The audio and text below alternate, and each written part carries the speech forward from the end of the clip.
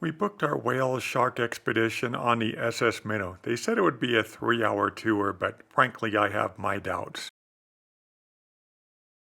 This was how I wanted to spend my 65th birthday celebration. Swimming with whale sharks is something I've wanted to do for 25 years since I became a certified scuba diver. And Mark and I finally had the opportunity to do it in Quintana Roo, and Quintana Roo being one of the hottest places you could want to go to at the end of July and in August. Getting in the water immediately when they tell you is super important because the whale sharks swim by pretty fast. As big as they are, they do go by pretty quickly. But this was a once-in-a-lifetime opportunity for me. Mark jumped in after I did because he had the camera in his hand. Me, when he said go, I was out there, baby, waiting to see that whale shark. And when I was swimming by it, I swam, when I jumped in the water, I was by its mouth. Its mouth was not open real wide, because you're kind of on top of it, because you're snorkeling and the whale's right underneath you. But it was so awesome. I was in the very front, and then as the whale passed by towards the back and then where the fin was, I thought the fin was going to get me, but it didn't. It was pretty slow in the water moving. We got to do 2 jumps into the water. I don't know if it was the same whale shark. They say that all whale sharks have different spots on them, but everything happens so quickly. You just take it all in really fast. But again, it was a once-in-a-lifetime opportunity. Again, if I do have that opportunity, I will definitely do it again. Here's a picture of the whale shark with its mouth fully open and exposed. Do you see the little fishies inside its big mouth? Now, just to let you know, even though a whale shark might look pretty intimidating, they are one of the calmest, gentlest fish in the ocean. They can get as long as 40 feet. We happened to spot some dolphins in the water as we were heading towards Isla Mujeres.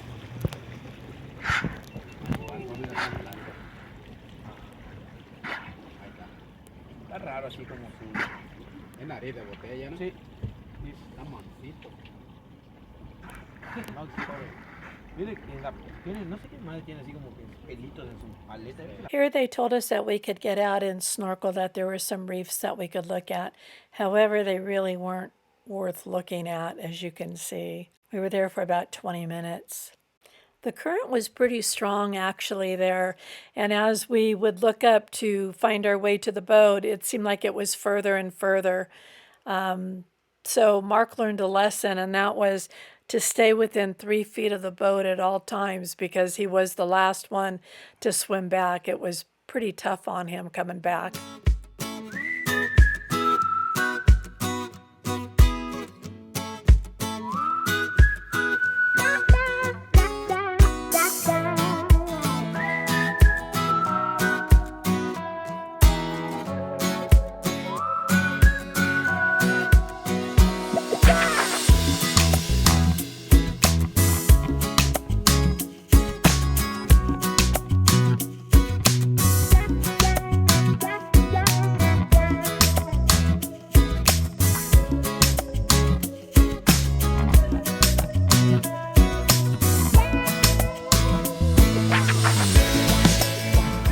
We're right here at Isla Mujeres, and the water is just gorgeous.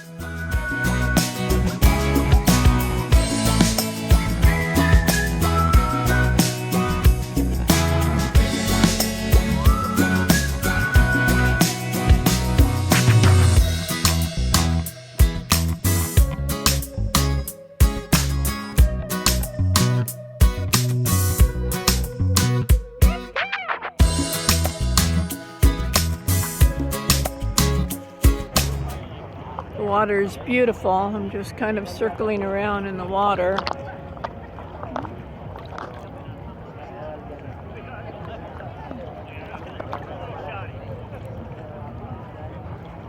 And this is the boat that we're on now.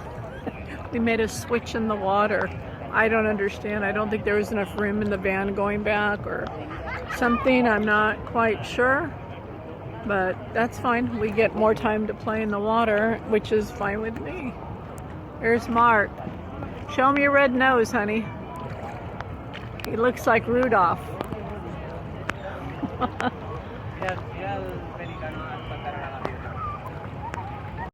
Here we are near Cancun, where you can see the water's a beautiful turquoise color. Eventually it mixes from the water from the Caribbean, which is like a more blue-green or green color. But we saw a lot of different colors, a lot of different shades of water. Anything from the turquoise that we just saw to the green to a lot of different shades of blue water. It's very beautiful. Due to the presence of algae and plant life, the Caribbean water is actually greener. Here we are coming where the water is turning from green to a more blue and a darker blue in color. Some of the color variation also has to do with the depth of the ocean. Cost for this day trip was just a little over $400. It included the pier cost, it included the transportation round trip, and it included the boat ride out to see the whale sharks, to do some snorkeling, and to spend some time in Isla Mujeres. It was a full day. They picked us up around 7:30 in the morning, and I think we got back around 4:30, 5 o'clock that evening. The boat that we were on was pretty small. It held about 10 people, including the 2 guys from the crew. And it is pretty rough water as you're going out there. If you're somebody that's going to be going out like that in the water, I would say if you're prone to seasickness, you might want to take one of the seasickness pills in the morning. Mark and I did, only because we thought the water might be rough. We're usually not prone to seasickness, but we thought better to be safe than sorry. They tell you also to be careful on using sunscreen because you don't want to contaminate the waters with it when you're swimming with the whale sharks. So, of course, we didn't use any, and riding in the boat for an hour out, an hour back, we got a little bit burnt. Once we got back to our resort, we just applied lotion after lotion for a couple of days, and we ended up keeping our tans. Being as that this was a bucket list thing for you, did it live up to your expectations? It did. I was thrilled to do this. This experience was incredible, as close as I was able to get to a whale shark twice. Yes, this checks off my bucket list 1,000%. If you guys enjoyed our video, we hope that you will consider subscribing to our YouTube channel, The Two Travelers in Mexico. We also have a Facebook page, The Two Travelers in Mexico. It's a private group that you have to answer 3 questions to join.